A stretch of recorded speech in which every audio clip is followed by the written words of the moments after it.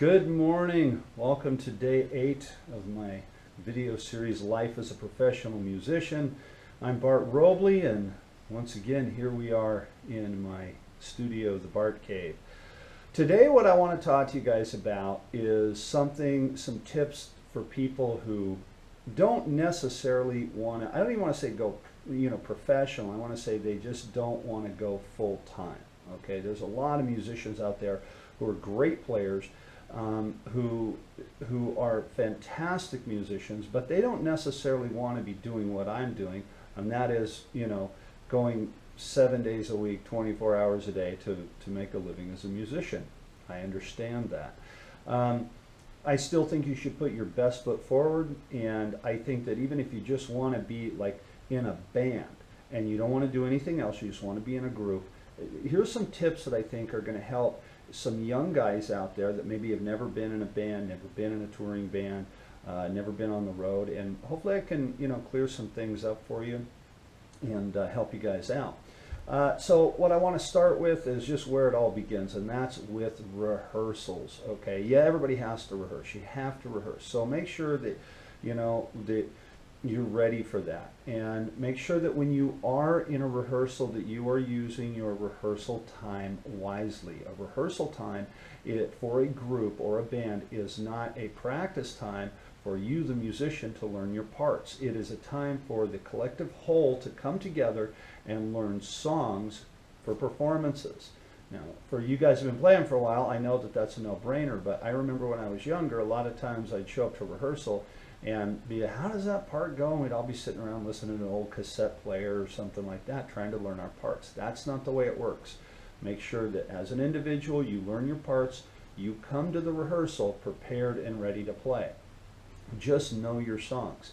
Now, what about if you've been playing in a band for a while, or let's not even say that. Let's just say you're in a band and there's a couple of songs that somebody wants to do in the band and you don't necessarily like those songs.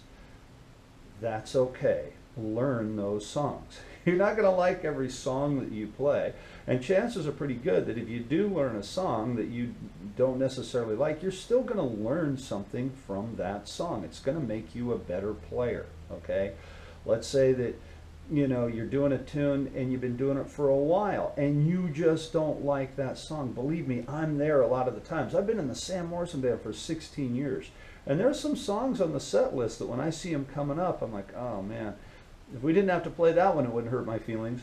But 9 times out of 10, when some of the songs that I don't like, when we do them, they get a great crowd response. So what you have to kind of remember is that you're the entertainer, and if you're especially if you're being hired and paid, you're being hired and paid to entertain the crowd or the patrons of a club or a wedding party. You're not there to entertain yourself. Okay, so if they like a song and they want to hear it, you play it. That's just kind of the way it works. So again, if you don't like a song, that's okay. You're not always going to like the song. Now this next one is kind of a big one, and this is one that I think every young musician, I know I didn't think of this when I first got in the business, and that is jobs outside of the band. I'm not talking about your day job, okay? What I'm talking about is the stuff that it takes to run a band. The amount of work that it takes to put a show together, just one gig, sometimes can be overwhelming. So outside of the playing part of being in a band, take on the job of doing whatever it is that is assigned to you. I know for the Sam Morrison band, we have one member of the band that takes care of the bookings, takes care of all the recordings, takes care of of a lot of the artwork that goes on to albums and promotional posters and web artwork and stuff like that goes on the internet. There's one of us that takes care of all of the marketing and the promotions and the social media side of things. Also, there's a person that takes care of the travel and the travel arrangements and the logistics to getting to and from the gigs. There is a person that takes care of the money, that takes care of our swag that we sell and make sure that the counts are good and make sure that it's all organized and ready to go. We have a person that takes care of our mailing list for us. All of these jobs take time, and they're thankless. They go unpaid a lot of times, but it's part of running the business. If you're going to be in this business, again, those things have to happen. And they're always, again, for the collective sum of the band, the collective whole, to be more professional and to make some money, right? If you're selling swag, that swag has got to be taken care of, whatever it is, t-shirts, CDs, whatever, it has to be taken care of. Travel arrangements. Travel's a big one. Now, a lot of times people don't think about travel, and sometimes some people may not travel too well. I know some people that don't like to travel, but if you're in a band, you're going to have to travel. If you live out, like I live here in Los Angeles, if you live in the Los Angeles area, chances are pretty good if you're a musician, you're going to get a gig in Vegas. It's only 4 hours away, and it's a huge entertainment mecca. You're probably going to be hired to play there someday, and when you do, you're going to have to travel. So to also take into consideration this, let's say you're in a band and you got to fly to a gig. A lot of people are petrified of flying, okay? So take that into consideration. This is one that, I don't know, to me it's no big deal, but to some people it is a big deal. Rooming with another person. When you're on the road, a lot of times you don't get your own room. You're gonna have to room with somebody. You're gonna have to bunk up with somebody. Fortunately for me, I have been rooming with the guitar player for the Sam Morrison band, Steve Sinker, for 20 years. We've been in bands together for a long time. So whenever we get to the room, we go in, we do the same thing. The room looks the same when we leave every time. I'll leave that up to your imagination. And it's, we've been buddies for a long time and roommates for a long time. So don't think you're always going to get your own room, and if you don't, deal with it. That's part of the gig. Loading in and loading out. Okay, this is a big one. Even if you have 1 or 2 people that help out with the band, roadies, and they're loading gear in and loading gear out, don't be the guy that doesn't want to help out. I read a story one time about a very famous guitar player who refused. He was in an extremely famous band, and before they had made it big time, when they were playing clubs, he refused to load gear. He refused to help out. He would always say, "Well, I'm a rock star. I'm not helping out." And I read that, and I was like, and he's not in this particular band anymore either. So I thought to myself, well, it says a lot. Don't when you're done playing, don't bolt to the bar or help out with gear, because even again, if you have a road guy that's doing your stuff for you, chances are pretty good that road guy is going to need help lifting something, and one of the other guys in the band is going to help him lift your gear. Stay up there and help tear down and put your stuff away. Okay, take care of your gear. I think it just comes down to being a team player, right? Just being a really good team player.